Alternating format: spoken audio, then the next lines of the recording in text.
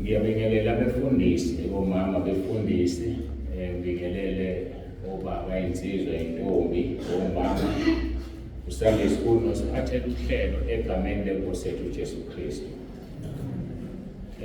Siyambonga-ke uNkulunkulu kakhulu ukuthi sikwazi ukuhlangana ngale ndlela esihlangene ngayo. Siyambonga, siyamdumisa. Kukhona obekufanele ngabe ufikile la, ukuthi uzosukuma amakwizwa abantu, usenzokubheka ukuthi ukhona yena nomfundo Dlamini. Khona umfundo Dlamini? Kungakafiki makucelwa abaqala ukufika. Okay, kulungile-ke sengizwile. Unengane afisa ukuthi ikhulekelwe kunomfundo. Ngikukhuzela.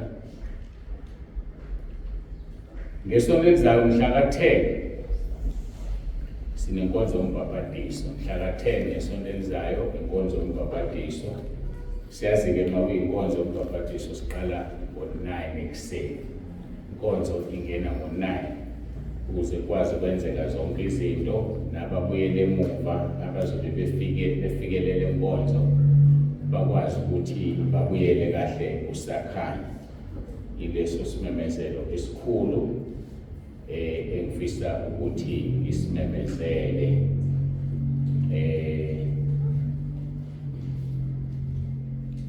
Kusho sizoqhubeka-ke, kufanele ngingakayizwini qale ngenkonzo yokukhulekela umntwana kaNkulunkulu.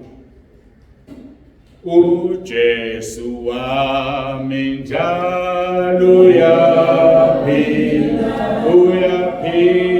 ngiyakwesaba Madolina, igazi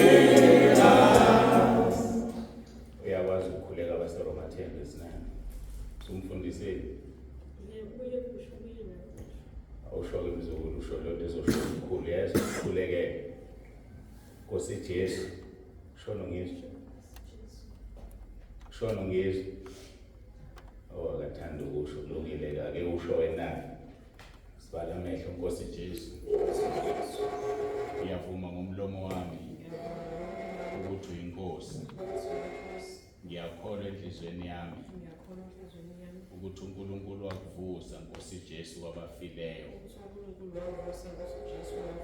Ngiyakhuleka egameni lakho Nkosi Jesu ukuba umsindise. Ngiyacela Nkosi Jesu ungikhulule emandleni kaSathane, ukhulule ingane yami emandleni kaSathane, uyiphilise namhlanje. Ngiyacela ngegama lenkosi uJesu Kristu ophilayo. Amen.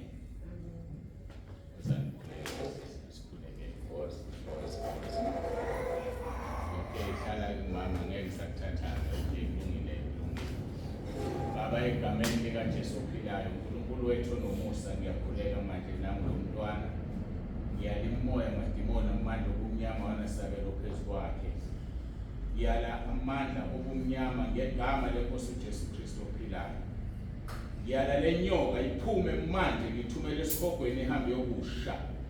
Ngithuma izwi lakho Nkosi ngokweHubo 107 verse 20, ngithi ngegama elinamandla likaJesu ophilayo, ngegama likaJesu ophilayo, ngegama likaJesu Kristu waseNazaretha, mayiphume le nyoka manje ihambe. Ngiyayala ngegama elinamandla. uNkulunkulu wethu onomusa, bonakalisa amandla akho. Uthe uNkulunkulu wenyama yonke, wathi akukho okukuhlulayo. Jeremiah 32 verse 27. Ngiyakhuleka Nkosi manje, makakhululwe lo mntwana, makakhululwe njengoba ushilo ezwini lakho Nkosi. uMathewu 18:18 wathi, engibophe emhlabeni kushwe ezulwini, nengikhulule emhlabeni kukhululwe ezulwini. Uyakhululwa manje, uyakhululwa manje, uyakhululwa manje ngegama elinamandla likaJesu Kristu ophilayo. Ngiyacela Nkosi akhululwe, akwazi ukuhamba kusukela manje. Udumo lungo lwakho ngoJesu Inkosi.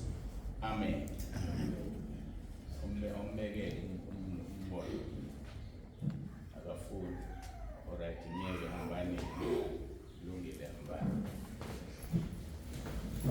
What a mighty God we serve. What a mighty God we serve. What a mighty God we serve. What a mighty God we serve. What a mighty God we serve. What a mighty God we serve. What a mighty God we serve. What a mighty God we serve. What a mighty God we serve. What a mighty God we serve. What a mighty God we serve. What a mighty God we serve. Sengizosho ukuthi lo mntwana ephethwe yini, bengithi angizusho, sizombona esekwenza. Uyasaba-ke. Le ngane ayikwazi ukuhamba ineminyaka emithathu. Ayikwazi ukuhamba, ihamba ngesisu kanje. Unina ubeyilethile. Ngimtshelile unina ukuthi akhuleke uRoma 10 verse 9, nengane ayijwayeze ukuthi ibize uJesu Kristu inkosi.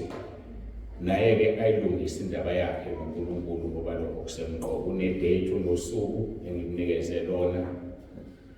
Uthembisile ukuthi uyazibhala izono zakhe. So-ke ngiyathemba-ke le ngane ikhululekile. Kusho ukuthi-ke iyasaba, kayibazi abantu abaningi. Iyasaba ukuthi i-demonstrate la amandla kaNkulunkulu, kodwa ngiyamkholwa uNkulunkulu esimkhonzayo ukuthi useyisizile. Mhlawumbe-ke makuphuma inkonzo sizobona ukuthi kwenzakalani, angazi usitshela umama wakhe. Siqhubeka-ke nenkonzo yethu part 6 lo, isihloko esithi entabeni yendlu kaJehova kuyabonelelwa, igama lebandla. Sizocela ukuthi sikhuleke bese siyaqhubeka. Isaiah chapter 2 verse 2 and 3, noMikha chapter 4 verse 1 no verse 2. Baba, egameni elihle likaJesu ophilayo, uNkulunkulu wethu onomusa, uNkulunkulu odalela izulu walendala nomhlaba ukhanyekezela, okamandla Nkosi, njengengubo wembethe ubukhosi. Ngiyakhuleka ukubonakalisa amandla akho phezu kwalo mntwana. Ngiyakhuleka uNkulunkulu wami ukuthi uqede uvalo kuye. Kufanele kule minyaka nayo asabe ukuya kunoma kubani ngoba usithole ngaphephile. Ngiyakhuleka uNkulunkulu wami nomusa ngegama elinamandla likaJesu Kristu ophilayo. Namanje-ke Nkosi, bakanye nathi kule nkonzo ubonakalise amandla akho, ukhazimulise igama lakho.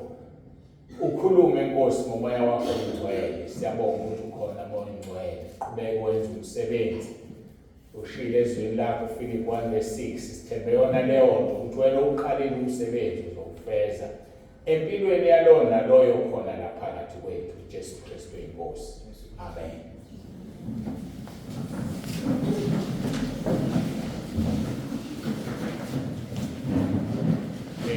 Sizoqhubeka-ke njengoba ngishilo upart 6 lo wenkonzo esiqhubeka ngayo eyaqala ngomhla ka-11 June kade kulwa indenkonzo ngomhla ka-10. uNkulunkulu-ke wathi sibheke leli lizwi asinikeza lona mhla kusungulwa ibandla, gama lebandla le-vision. Asifundeke verse 2, Isaiah chapter 2 no verse 3. Kuyakuthi ngezinsuku ezizayo intaba yendlu kaJehova iqiniswe esiqongweni sezintaba, iphakame kunamagquma, nezizwe zonke ziyagobhozela khona. Abantu abaningi bayakuhamba bathi wozani sikhuphukele entabeni kaJehova, endlini kaNkulunkulu kaJakobe uyakuzifundisa izindlela zakhe, sihambe emkhondweni yakhe. Ngokuba umthetho uyavela eSiyoni, nezwi likaJehova eJerusalema. Sizogcina khona lapho uNkulunkulu abusise ukufundwa kwezwi lakhe. Ku-part 5-ke sidine sikhuluma ngoverse 3 othi ngokuba umthetho uyakuvela eSiyoni, nezwi likaJehova eJerusalema. Siyazi-ke iSiyoni intaba, iJerusalema indlu noma ithempeli, indlu kaNkulunkulu kaJakobe.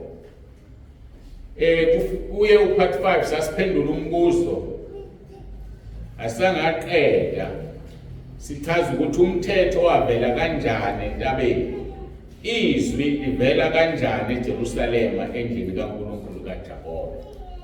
Sasesibukisana ku-Exodus chapter 19 verse 3 no verse 4 othi uMose wakhuphukela uNkulunkulu Jehova esentabeni, wamemeza kuye wathi yisho kuyo indlu kaJakobe ubatshela abantwana bakwa-Israyeli ukuthi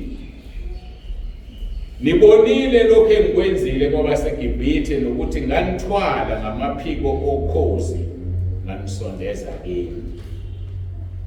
Ku-part 5-ke sikhulume kakhulu ngendlu kaJakobe eyibandla. Lathina sonke siyibandla likaJesu, sakhiwe singamatshe aphilileyo, itshe legumbi uJesu Kristu waseNazaretha. Namhlanje-ke kulo leli vesi u-Exodus 19 sibheka uverse 4 othi nibonile lokho engikwenzile kwabaseGibhithe. Wayebatshela-ke uNkulunkulu ngoba bekubonile akwenzile kwabaseGibhithe. Sokhumbula ukuthi washaya uFaro ngezinhlupho eziyishumi ezihlukeneyo ukuze adedele abantwana bakwa-Israyeli. Kodwa kuwo lo mnyama uFaro akazange abadedele kwaze kwabulawa mazibulo. Kuthi-ke uJesu wakwenza lokho wayikhonka inhliziyo yakhe ukuba aziwe emhlabeni wonke. La kusifundisa ukuthi uNkulunkulu uyakwazi ukwenza umuntu angayenzi intando yakhe ukuze aziwe emhlabeni wonke. uNkulunkulu uyakwazi ukuthi asebenzise umuntu entweni embi ngoba efuna ukwaziwa. Angazi lento iyahlupha, iyaphakama, iyacisha. Mhlawumbe ufuna uyehlise kancane nje. uNkulunkulu kunaleli gama abalithandayo abantu bathi basanda ukulisho nje akusazi besikuphi. Ethi uNkulunkulu ukwazi ukwenza yonke into akakwazi ukuzidumisa obe sisedla ngeshwa. Kwabuhlungu. Kubuhlungu uma uze umuntu ethi uNkulunkulu uyakwazi ukwenza yonke into akakwazi ukuzidumisa ngoba amanga lapho. Kusho ukuthi phela uma kunjalo izwe lithi uNkulunkulu ukwazi ukwenza konke lingamanga. Malingamanga kusho ukuthi-ke sikholelwane-ke kanti. Ayikho into uNkulunkulu ahlulekayo kuyenza. Ngisho ukuzidumisa imbala, badumisi bayathanda ukuqamba lawo manga. Bathi uNkulunkulu akakwazi ukuzidumisa. uNkulunkulu uyakwazi ukuzidumisa. Ngisho na uJohn chapter 9 uJesu ehamba nabafundi bakhe bethola impumputhe engaboni, bayabuza abafundi ukuthi kungenxa yabazali bayo yini noma ngenxa yayo ukuthi ayibone emehlweni. Uthi uJesu kungenxa yokuba kufanele kukhazulise igama likaNkulunkulu, akhona ukuzidumisa lokho. uNkulunkulu wamenza lo muntu waba impumputhe ukuze igama lakhe lidunyiswe. Asikwazi ukuthi uNkulunkulu akakwazi ukuzidumisa, ngoba uNkulunkulu wenza noma yini kumuntu ukuze lo muntu likhazulise igama lakhe lidunyiswe. Siyazi ukuthi uFaro ngosekuthanda uNkulunkulu wavuma ukuthi abantwana baIsrayeli baphume, ngoba uNkulunkulu efuna ukuqeda ngaye olwandle olubomvu lapha afela khona nabamashi bakhe. Ivesi ke noma izwe sikhuluma ngalo isentence namhlanje lithi nibonile lokhu engikwenzile kwabaseGibhithe. Angazi wena ubonile lokhu uNkulunkulu akwenzele khona. Kunenkinga phela abazalwane abangakwazi ukubona izinto uNkulunkulu akabenzela zona. Abakwazi ukubona, abakwazi ukumbonga, abakwazi ukumdumisa. Kanti uNkulunkulu ufuna udumo. Udinga ukubona into uNkulunkulu akwenzele yona. Bahluphaka abanye abantu basebenzisa izinto eziphathekayo bese bethi uNkulunkulu kanti akusiyena. Basebenzisa izinto eziphathekayo bahambe baye kubantu baphinde bafuna umkhuleko. Azihlangani lezi zinto. Ngeke uNkulunkulu awenze umsebenzi uma usanamathemba abanye abantu. Sikubonileke lokho kaningi. Nale ndoda ehlezi eBethesda lapha yakuMarko ngicela chapter 5 angisakhumbuli, yayisihlalile iminyaka ewu-38. uJesu babe baningi wavela waqonda kuyona wathi uyathanda ukusinda na. Yathi yona uma kunyakaziswa amanzi kufika ingelosi kungena omunye phambi kwami akekho ongifakayo. Yayisihlala iminyaka ewu-38 isindala kunazo zonke igule ezazikhona. Ngakho ngifuna ukukutshela ukuthi uJesu ufuna umuntu osekhathele. uMatthew chapter 11 verse 28 uthi wozani nina nonke enikhatheleyo nenisindwayo ngizoniphumuza. Wozani nifunde kimi ngoba ngimnene ngenhliziyo. Akamfuni uJesu umuntu osenamanye amathemba, ufuna umuntu ozoza kuyena. Ingakho ngibuza ngithi wena ubonile yini, ngoba namhlanje uNkulunkulu uthi nibonile lokho engikwenzile kwabaseGibhithe. Ubonile yini wena lokho akakwenzele khona uNkulunkulu na? Bahluphaka abazalwane abangabonanga. Ngizosho izinto abahlupha ngazo abazalwane abangabonanga. Uma nawe ungabonanga, khuleka ucela uNkulunkulu akuphe amehlo kamoya ukwazi ukubona, ngoba uma ungaboni uzokwenza lezi zinto ezilandelayo uzokhuluma ngazo. Ngiyacabanga ukuthi ziwu-5. Abantu abangaboni benza lezi zinto eziwu-5. Number 1, bahlehlele emuva. Bona umzalwane ehlehla, uhlehla ngoba akazange abone ukuthi yini uNkulunkulu amenzele yona. Ngiyakhumbula ukuthi siqala umsebenzi la ngo-2011. Bambalwa kakhulu abantu ababekhona abasekhona beqele ngisho ku-5 ngo-2011. Angisho abangene ngo-2012, ngisho 2011. Isizathu yini? Ngoba abazange babone izinto uNkulunkulu abenzele zona. So uma nawe ungabonanga ukuthi yini uNkulunkulu akwenzele wona uzohlehlela emuva. Ababonile ukuthi uNkulunkulu benzeleni babonakala ngohlaka lwabo. Uma uJesu semkhulekele lo muntu esechibini wathi thabatha uhlaka lwakho uhambe, bathi abaFarisi uphatha kanjani uhlaka ngelanga longesabatha na? Hayi lona uthi hayi mina ungiphilisile othi angilithatha. Nina ningangenzela ngalutho ayeke ningitshele lutho. Ngakho umuntu owenzelwe utho uNkulunkulu akakwazi ukuthula. Umuntu owenzelwe utho uNkulunkulu uhlala etusa uNkulunkulu, akanasikhathi sokuhlehlela emuva.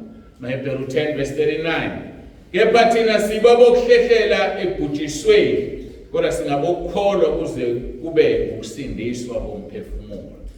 Asibona bokuhlehlela ekubhujisweni. Ngani ngoba ubonile ukuthi wephulwe ekubhujisweni, ngakho awukwazi ukuhlehlela ekubhujisweni. Kubuya enye indaba eyaxoxwa umunye umfundisi, indaba yenkukhu eyayifukamele noma ihlezi emobeni namatshwele ayo. Ithi mayithi yalalela izwa umsindo, maye ulalela lo msindo uthi uqhamuka ngaphi, uzwe uthi uqhamuka ngazonke, kushiswa umoba ngokusuzokhehla. Ibuke inkukhu ukuthi ayikho into engizoyenza manje ukufukamela laba bantwana bami, ngife mina basale bona. Yabafukamela inkukhu, yababiza ngendlela yayo, yabavalela ngamaphiko ayo, wafika umlilo wayishisa inkukhu. Kuthe sekuqedile ukusha laba bantu abakhehla umoba bethi bayahamba, ubabona leli itshe leli, awutshelini leli ngathi itshe ngathi akulona. Sifusekile inkukhu imnyama, impapha zisekho, sekubukeka inyama lefusekile ngathi iyitshe noma iyini. Avela kukhahlele lo muntu, mayikhahlela kuphuma amatshwele ngaphansi ayaphila. Yile nto ke yenziwe uJesu asenzele yona. Ufile esiphambanweni ukuze thina njengamatshwele sisinde. Kodwa abantu abaningi abakuboni lo, abakubonile kuphela okuthiwa nibonile nikwenzile kwabaseGibhithe. Ukubonile wena ukwenzela uJesu. Ufile esiphambanweni ngenxa yobubi bakho noma ububi bami. Bekumele simkhonze ngeqiniso, simkhonze ngokungcwele. Ngoba sibona bokuhlehlela ekubhujisweni, kodwa singabokukholwa kuze kusindiswe umphefumulo. Ngiyakhumbula kulamaviki adlule khona omunye ekhaya lezwe oke wangibuza ukuthi kanti umphefumulo usindiswa nini? Ngoba ezwa wayengezwa ke leli vesi elinye lalikhulunywa ngokusindiswa komphefumulo, ngokuhlengwa komphefumulo. Umphefumulo kuthiwa usindisiwe ngoba usuphumile enyameni. Yebo usindisiwe, nomphefumulo usindisiwe sisaphila, kodwa ukusindiswa kokugcina ngesikhathi uphuma emzimbeni ungcwele, ungenasono, ungenabala, ukusindiswa komphefumulo lokho. So ke thina kasibona bokuhlehlela ekubhujisweni, kodwa singabokukholwa kuze kube ukusindiswa komphefumulo. Awukwazi ukuhlala urelaxe umphefumulo ungakasindiswa. Ngakho ke abazalwane abangazange babone bahlehlele emuva, number 1. Number 2, abazalwane abangazange babone bayisikhubekiso kwabanye, bayakhubana. Luka 17 verse 1 kuya 4. Wayesethi kubafundi bakhe uJesu, kungeze kwenzeke ukuba kungaveli izikhubekiso, kodwa maye kulowo ezivela ngaye. Kungcono kuyo ukuba itshe lokusila ligaqwe entanyeni yakhe alahlwe elwandle kunokuba kukhubekisa bemunye kulabo abancinyane. Ayikho into ayizondayo uJesu njengomuntu okhubekisa abantu abancinyane. Ayikho into ayizondayo uJesu njengomzalwane ongawakhetha amagama awakhulumayo vela dilike kulimala abazalwane. Ayikho into ayizondayo uJesu njengomfundisi othi mayeme epulpit agenca abazalwane noma genca isitha sakhe baze babona abantu bathi usekhuluma nosibani ke manje. Kumbi lo izikhubekiso size ngawe noma ngabe uyini ebandleni.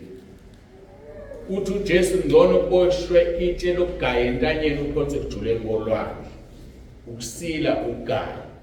Angithi uma uphosa itshe olwandle noma emanzini liyehla lohlala phansi. So matiboshelwe entanyeni yakho ngama amagama isidumbu sakho esiphinde sitholakale uzozika phansi. Ukhuluma ke kwelikamoya uJesu, ngcono umuntu okhubekisa abantu aphonse kujuleni kolwandle. Ngama amagama lo muntu ngeke aphinde athole uxolo lokusindiswa, ngoba ukhubekise wabamunye kulabo. Uhamba kanjani wena mntwana? Awusona isikhubekiso. Ziningi indlela zokukhuba. Uyakhuba ngolimi, khuluma amagama ongafanele wakhulume. Uyakhuba ngokwenza, uzibize ngomntwana kaNkulunkulu kodwa ukwenza izinto. Uyakhuba ngendlela ogqoka ngayo, ugqoke ungagqoki ngendlela efanele. Khona abantu abazothi uma befika ezulwini bebonisa imizimba yabo kamoya, bamangala ukuthi ingcole kanjani, bihambe ilalwa yonke amadoda ngenxa yokungagqoki. Indoda ibuka ikukhanuka, lithi iBhayibheli lami ubuka wesifazane ngesamkhanuka uphingile naye. Bangaka abantu asebephinge nawe ngendlela ogqoka ngayo, awubazi, kodwa one day uzobabona ezulwini. Uzobabona bebheke esikhogweni athi uJesu kuwe, join them, balandele, ngoba balila njengamanje ngenxa yakho. Abazalwane abakhuba bafundise ebandleni ngendlela abagqoka ngayo.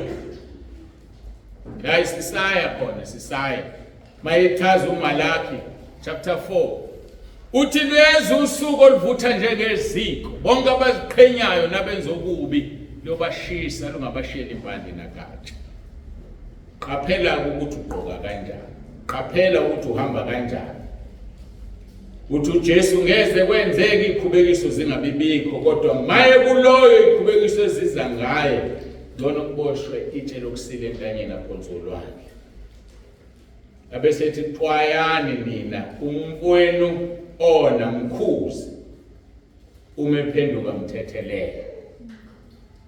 Ezinye ikhubekiso leso songaxoleli akona umuntu bese ungamthetheleli ukukhubile, nawe wasiyakhubeka uzongena kuliphi izulu uma ungathetheleli. Uthi uJesu umfowenu ekona abese yaphenduka mthethelela. Athi kuverse 4 noma ekonela kasikhombisa ngosuku abuyele kuwe kasikhombisa ethi ngiyaphenduka womthethelela. Bangaka abantu babalele uthe uyaziwa ngiyahlupha ngoba uthe ukuxolisa usuphambene nezwi, awubazi ukusho njalo. Noma ngabona 7 times a day ebuya athi uyaphenduka mxolele. Kusho ukuthini ukuthi mayona 7 times a day? U7 ngake ngachaza ngathi ukuphelela kwelikamoya. So umuntu owonayo nje akulimazi nje ukufuna la isitikini, abanye bazibayeka ukusebenza ngenxa yabantu abathile ababaphazamisayo. Yilo umuntu okuthiwa mxolele noma ekonela kasikhombisa umephenduka. Kodwa inkinga ilana-ke, uma engaphenduki ke mthethelele noma ngaba kaphenduki ngoba ufuna ukuya ezulwini, ngoba ngeke ungene ezulwini unamagqubu. Esihogweni kuthiwa kugcwele amakholwa angathetheleli. Amakholwa agcwele esihogweni engiwezwile balwa amabili. Ikholwa elingathetheleli nekholwa elingakhipho kweshumi abhukude esihogweni lawo makholwa. Ngoba kuphilile ukungcwela yenza yonke into efuna uNkulunkulu, kodwa bahluleka ukukhipha kaNkulunkulu kweshumi. Baphilile ukungcwele bakwenza konke kaNkulunkulu, kodwa bayahluleka ukuthethelela abantu. Bakhohlwe yizwe lithi uma ningabathethelela abantu nami ngeke ngilithethelele. Usho njalo uNkulunkulu uzokuthethelela ngokuthethelela. Bangaka abantu babambela amaqhubu, bangaka abantu abahlezi enhlizweni yakho bengayikhokhi rent, bahlezi engqondweni yakho abayikhokhi rent, uze kusha amabhodo ucasuka ukuthukuthelisile lo muntu. Naye-ke unesihogo sakhe ngoba ukhubile, nawe kunesakhe isihogo ngoba ukhubekile. Akafuneka umzalwane oyithoboka okhubekayo. Yazi mina umkhubile nje mawuthi ukhuthwa yini uzoqina nini ukhakhayo ukwazi ukuba umzalwane oqinile ongakhubeki.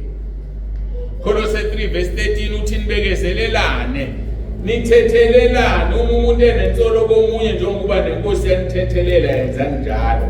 Ngikhuluma-ke ngomuntu ongaphenduki 7 times njengoba uJesu enza. Mthethelele. Uma lo muntu unensolo naye mthethelele, ngoba nenkosi uJesu yasithethelela singaboni, yasithethelela singakazali.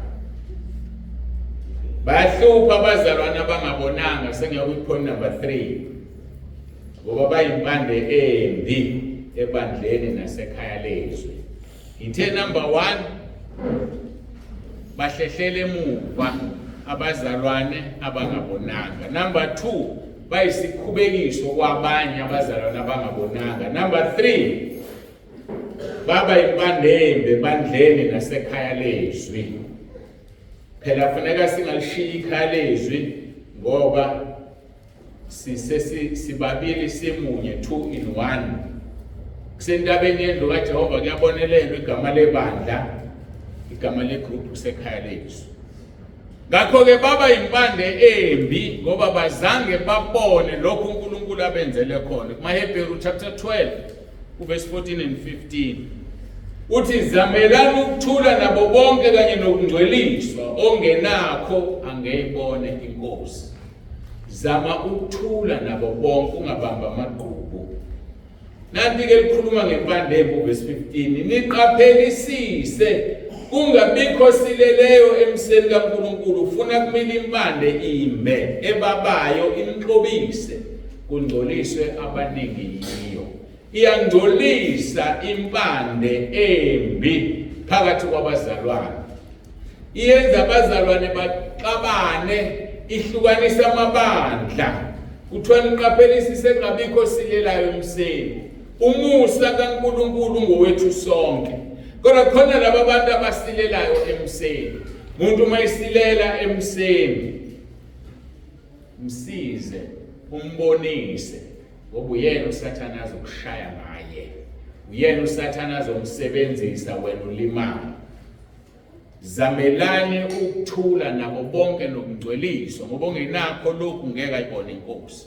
Bese niyaqaphelisisa kungabibikho umuntu osalayo emseni kaNkulunkulu.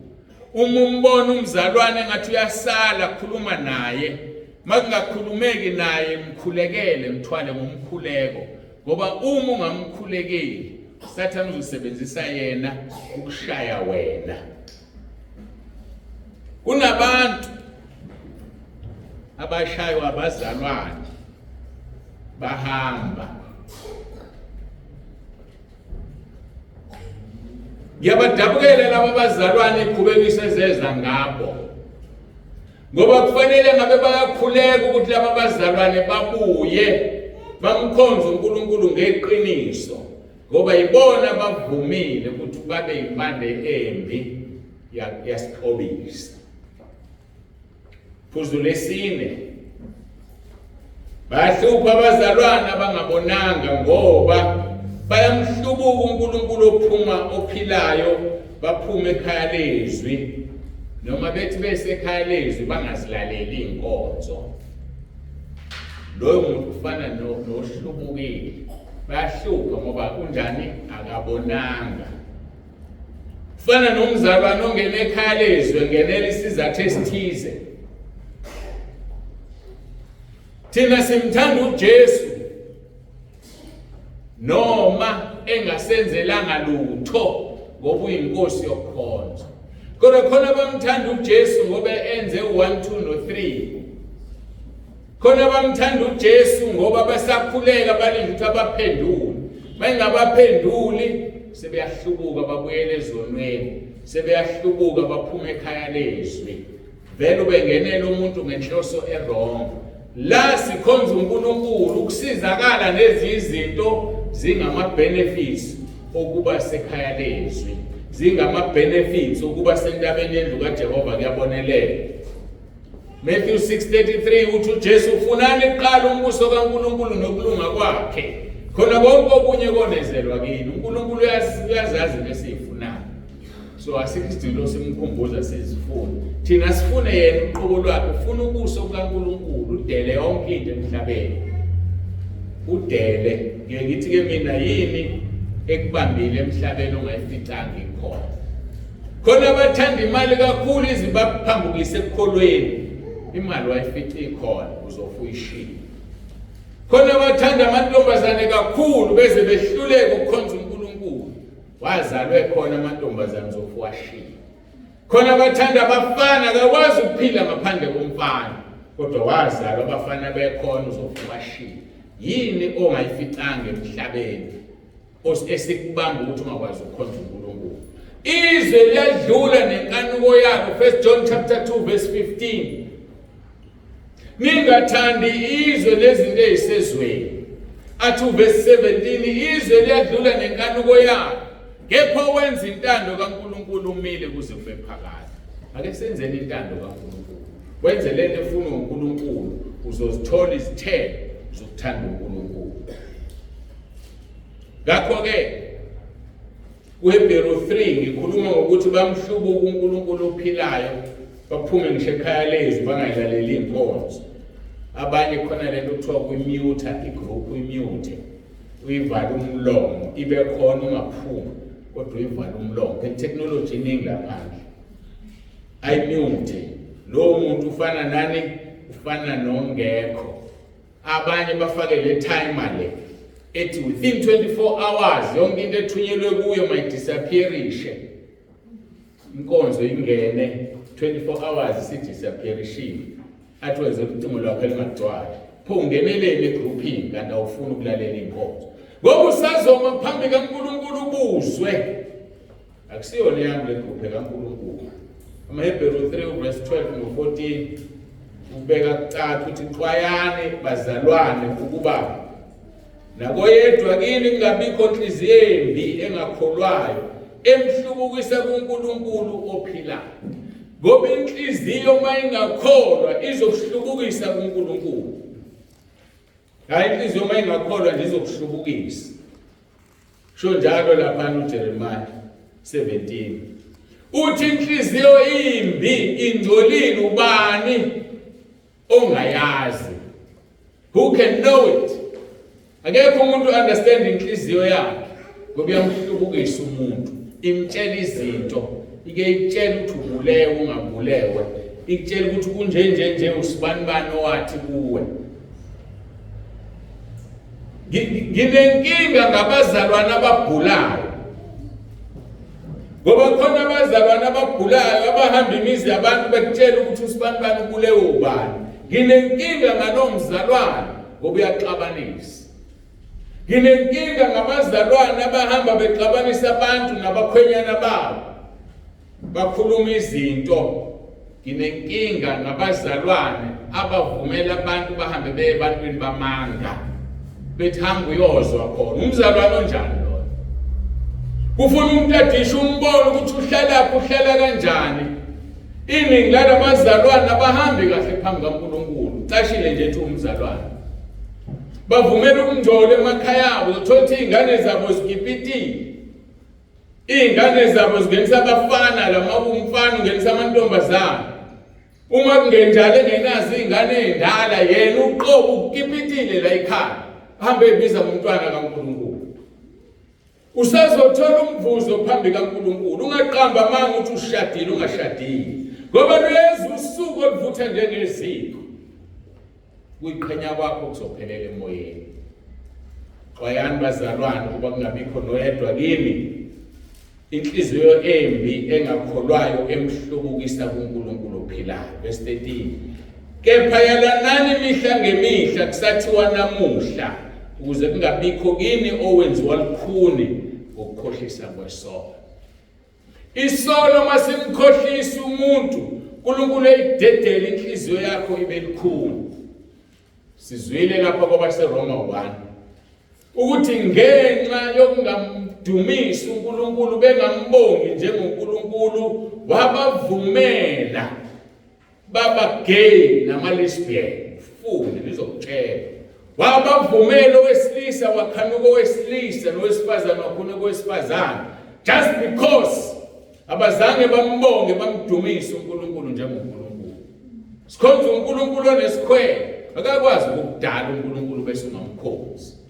uNkulunkulu ufuna umkhonzi ngenhliziyo yakho yonke, umthande ngengqondo yakho yonke, nangomphefumulo wakho wonke nangamandla akho wonke. Uma kunomuntu osesikhaleni omthandayo makangameqi uNkulunkulu futhi makube umuntu oshade naye. Uma ungashadile naye yahlobonga. Xwayani bazalwane kuba naboyedwa kini ngabikho inhliziyo embi engakholwayo emhlubukisa uNkulunkulu ophilayo. Kepha yalanani imihla ngemihla kusathiwa namuhla ukuze kungabikho kini owenziwa lukhuni ukukhohlisa kwesono besi-14 ngokuba sesingabahlanganyeli kuKristu uma sibambisisa ithemba lethu lokuqala kuze kube sekupheleni. Bambisisa ithemba lakho lokuqala kuze kube sekupheleni. Abanye lipholile uthando lokukhonza uNkulunkulu. Lesa sikhathi uqala ukusindiswa, lesa sikhathi kuvutha enhlizweni, kwenzakalani manje? Bahlupha abazalwane abangabonanga. Ngoba ibona benza lezi zinto. Bamhlubuka uNkulunkulu ophilayo. Baba isibonelo esimbi kubazalwane abaphendukayo. Iphuzu lika-5. Bazalwane abangabonanga bayaphinga, bayafeba. Bese bandlena zithengela lona Inkosi uJesu ngegazi lakhe. Angisho ukuthi kulungile ukufeba ungekho ebandleni noma ngabe ufeba ukuphi. Lithi izwi lenkosi lo mzimba uyithempeli kaNkulunkulu olidilizayo uzomshaya. Ngakho-ke abazalwane abangabonanga kulula nje ukuthi umfundisi uyajola. Hawu umfundisi uyajola. Ngake ngaxoxa enye indaba eyangimangalisa. Yazi khona indaba engimangalisayo. Ngazi uNkulunkulu mengikhumbuza manje futhi ake ngixoxe. Kunelinye ibandla nomfundisi powerful ngokwethu thina abantu. Lo mfundisi lo unesikhundla esikhulu ubizwa ngebishop, udokotela. Hayi ukukhonze uyabonakala lo siso semncane onezingane ezincane okukhonzwa naye la ekhaya. Awuphela enye ingane ishintsha ngokukhula. Mazithi ukukhula lezi ingane hawu. Lezi ingane zifana nombishop nje. Lezi ingane zifana nomholi wethu nje la ebandleni. Kwenzakalani la? Hawu kade samazi lo sisi lo. Siyambona lokho ethola abantwana. Bayakhula manje sebeyasho ukuthi bafana nobaba. Hayi umzalwane aqonga isibili. Sabona mntanami yebo. Ubani babwakho? Hawu udokotela umfundisi ashidama lo mfundisi wakho. Hawu ubaba wakho yebo. Umfundisi unenkosikazi, unezingane ezaziwayo, kodwa le ntombazane le esinezingane ezifana naye, makubuzwa ingane siyakhuluma ingane itsheliwe ingane ukuthi ubani ubaba. Igross ihamba ngasese mayodliwa lezi ingane. Yini na ngoba kazange abone bayahlupha abafundisi abangabonanga. Babaphokha umsebenzi kaNkulunkulu. Bayahlupha abazalwane abangabonanga. Ithe bayaphinga number 5 bayafeba bese bandlena sithengela lona uNkosi uJesu ngegazi lakhe. AmaHebheru 12 verse 16 no 17 uthi kungabikho isifebe noma nodumazayo njengo-Esawu owathengisa ubuzibulo bakhe ngesindo sinye nje. Makangabikho umuntu oyisifebe nodumazayo njengo-Esawu. Hayi ngikhuluma nabantu abadala, mingaki kahle imizuzu yokuyithokozisa uma umuntu. Mingaki. Usungaze esihogweni. Ushele those few minutes. Ngoba ungafuni ukukhonza uNkulunkulu ngobuqotho. Ungafuni ukuzithiba. Akungabikho isifebe noma udumaza njengo-Esawu wathengisa ubuzibulo bakhe ngesidlo sinye nje. Ngeplate eli-1 walahleka ifuture yakhe yonke u-Esawu. Wakwezwa ukuthi umuntu uyafa uma engazange adle lunch noma angazange adle supper.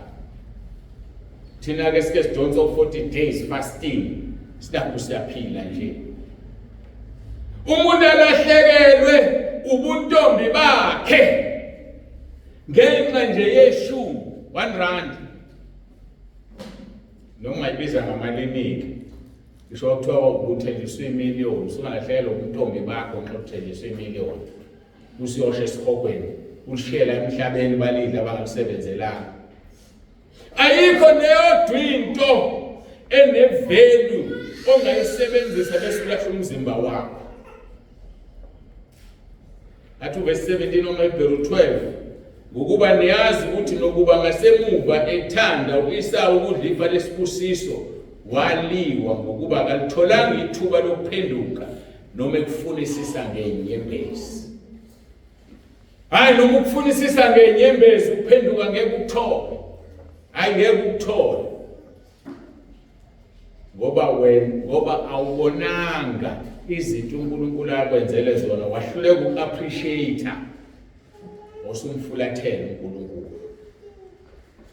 Wasekorinte bokuqala chapter 5 verse 11 athi umpostoli Paul kepha manje nginilobela ukuba ningahlangani.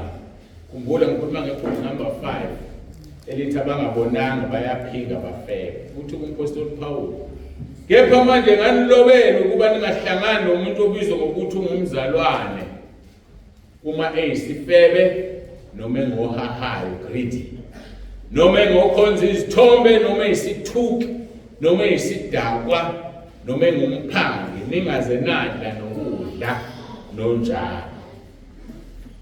Bazalwana silithatheni izwi lenkosi njengoba linjalo.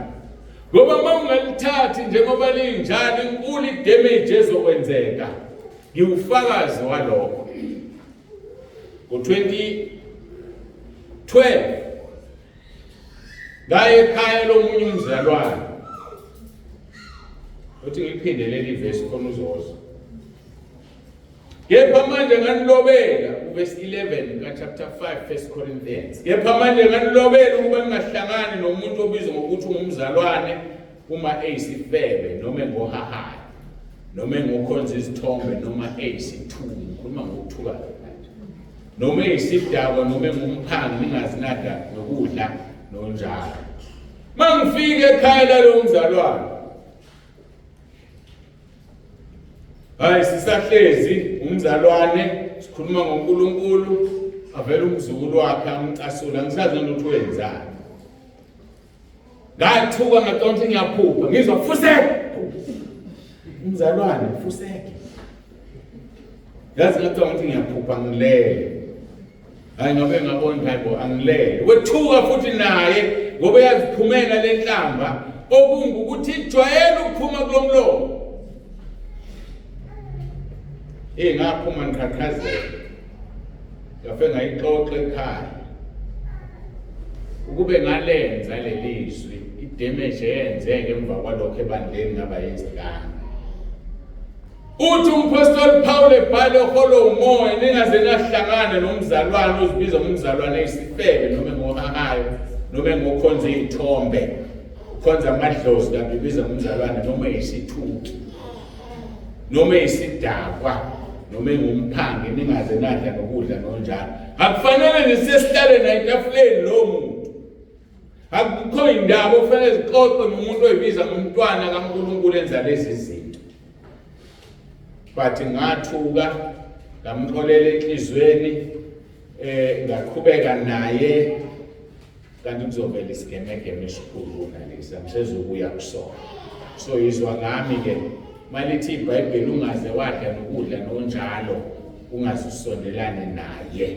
Umuntu oyibiza ngomntwana kaNkulunkulu ehaha uhaha kukaningi uhaha ukudla akadlulwa lutho. Uhaha iskate akadlulwa nje umuntu wesifazane. Uhaha indoda akadlulwa amadoda. Phayizisa amehlo manje ayihlekisa ubala hambe kuphambana imilenze indoda ibonke uyangifuna ke lo. Hayi vele ibone ngoba phela iyakwazi ukubona nendoda ukuthi lo uyangifuna njengoba wesifazane yakwazi ukubona indoda emfunayo. Luyeza usuku oluvutha njengeziko.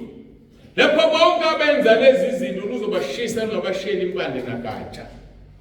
And lolu suku lu-2 in 1 ufunde kahle uMalaki chapter 4 verse 1.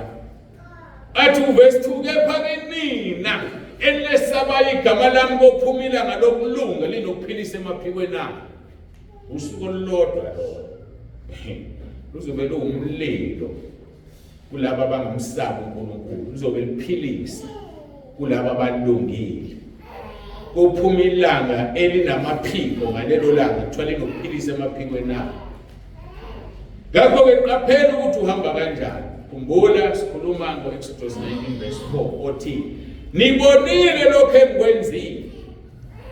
Ngiyabuza mzalwane, ubonile yini izinto ozenzelwe uNkulunkulu na? Ngoba uma ungabonanga uzoba inkinga ebandleni. Uma ungabonanga uzoba inkinga ekhaya lezwi. Uma ungabonanga uzoba inkinga iqhubekisho zivele ngawe athi uJesu maye kuwe. Ngcono kubosha itshelo kusila entanyeni ukubotha ejuleni kolwandle. Ngithi bayahlupha abazalwane abangabonanga ngoba babonile uzwa bethi uJesu Kristu inkosi. Kodwa abangabonanga abalikhiphi lelo gama liyabehlula. Hayi babingelelana kamnandi. Ayibongwe. Angisho ukuthi wrong ukuthi ayibongwe. Amen. Angisho ukuthi wrong ukuthi amen. Kodwa bonke abantu bayamusho amen. Kodwa uJesu Kristu inkosi akashiwo enobani. Ababonile abazalwane balibiza leli gama kube inkazimulo kuNkulunkulu babo. Ngofunda izenzo 4 verse 18 kuya 20. Emva kokuba abapostoli kade beboshelwe igama likaJesu. Bashaya. Usuke washaya wonshela igama likaJesu. Sisazoshaya webazalwane. Hayi sisazoshaya, wanaye washayelwa thina. Kwangena inkalvasi. Abathi washaya inkalvasi efika ingenela emhlane ixephuka enyama. Ngenxa yami nawe. Zithi izenzo chapter 4 verse 18 kuya 20. Base bebabiza abapostoli babayala ngokuthi bangakhulumi, bangafundisi nakanye ngegama likaJesu. Njengoba namhlanje kumelweni nabantu abathi uJesu Kristu inkosi. Verse 19 bezenzo 4. Ngekho uPetro noJohane baphendula bathi kubo, "Numani nina ukuba kulungile yini ebusweni bukaNkulunkulu ukulalela nina uNkulunkulu na? Kulungile yini ebusweni bukaNkulunkulu ukuthi sisabe ukuthi sithi uJesu Kristu inkosi ngoba sizolahlekelwa emsebenzi, sizolahlekelwa ubulungu bebandla, kanti bandlalini lona leli lilwa noJesu Kristu inkosi?" Athu verse 20 ngokuba thina asinakuyeke ukukhuluma ngalokho esikubonileyo nesikuzwileyo. Uthi umbuzo wami ubonile yini wena na? Bathi abapostoli ningasishaya, nisibulale, nisibophe, nenze konke enikuthandayo. Ngoba thina asinakuyeke ukukhuluma ngalokho esikubonileyo nesikuzwileyo. Uyakhuluma yini wena na? Bahlupha abazalwane abangabonanga nabangezwanga. Ngoba bamelana nezwi, bamelana nabathi uJesu Kristu inkosi. Esithola kwabaseFilipi chapter 2 verse 9 kuya 11. Masikhuleke.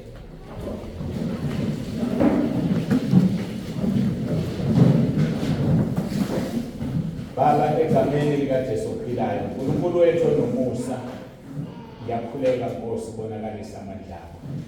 Siyabonga ngezwe sesilizwile manje. Siyakubonga Nkosi ukukhuluma kwakho. Siyazi Nkosi ukuthi akuthina sodwa silalelele inkonzo. Izinkulungwane ngezinkulungwane ku-YouTube, nezinkulungwane ekhaya lezwi. Siyabonga Nkosi ukuthi usinikeze le ndlela yokushumayela ivangeli lihambe emhlabeni wonke kulabo abasizwa isizulu. Siyakubonga, siyakudumisa uNkulunkulu wethu onomusa. Siyazi ukuthi usithembisile wathi izizwe zonke zizogobhozela kulendlu esentabeni. Siyazi Nkosi ukuthi mase zigobhozela uyokwenza amamizi ukuthi bonke bezwe ngokolimi lwabo. Ngoba usithembisile kuMarko 16 verse 17 wathi lezi zibonakaliso uzobalandela abakholwayo. Ngegama lakho bazokhipha amadimoni, ngegama lakho bashumayele ngelimi ezintsha. We are looking forward Nkosi kuba sishumayele ngalezo ilimi ezintsha ukuze abantu bayizwe indaba yakho emhlabeni wonke jikelele. Siyakubonga nangalesi sikhathi nangalolu suku. Busisa ilona loyo ofikile. Kungabi khona oyedwa ozobuyela emuva ngasiphethe isibusiso sakhe. Siyakubonga, siyakudumisa, sithi uJesu Kristu inkosi. Amen.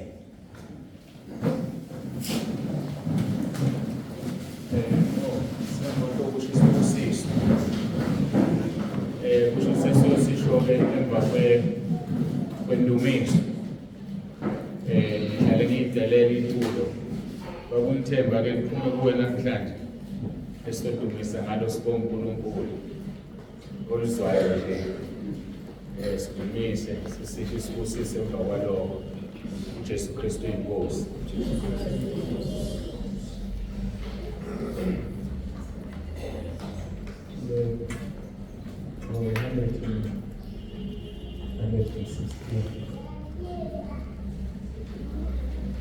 Ngomsebenzo namela empini ngiyaqina noma kungathini ungisithe singuvungwini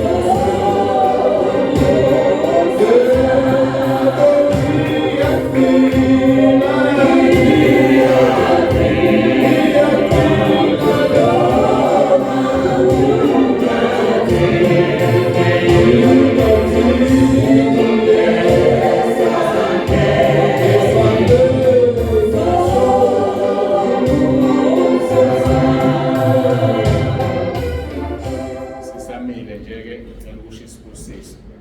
Umusa wenkosi yethu uJesu Kristu nothando lukaNkulunkulu Baba nobudlelwano kaMoya Ongcwele makube nalo naloyo phakathi kwethu. Inkosi uJesu ize kuyilanda ibandla layo. uJesu Kristu inkosi. Amen.